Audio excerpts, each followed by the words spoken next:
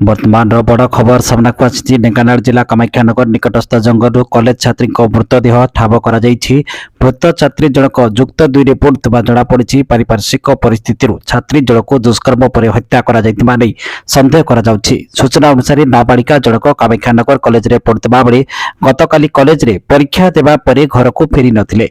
राति परिवार लोक विभिन्न स्थान में खोजाखोजी करने आज सकाळु नाबालिका मृतदेह जंगल भितर पड़ता देखा मिलता। छात्री जनक शरीर में क्षत स्थान सृष्टि होता बेले पारिपार्श्विक स्थिति दुष्कर्म पर हत्या कर अनुमान कर पुलिस सन्धानी कुकुर सह घटनास्थल में पहुंची तदंत आरंभ चलाई। दर्शक बंधु आपण मैंने यूट्यूब रे 24 घंटार अपडेट खबर जानिबा यूट्यूब रे टाइप करंतु न्यूज एंड ओडिया। एबे यूट्यूब रे न्यूज एंड ओडिया चैनल उपलब्ध एतर उपभोग करंतु देखंतु जानतु 24 घंटार अपडेट खबर।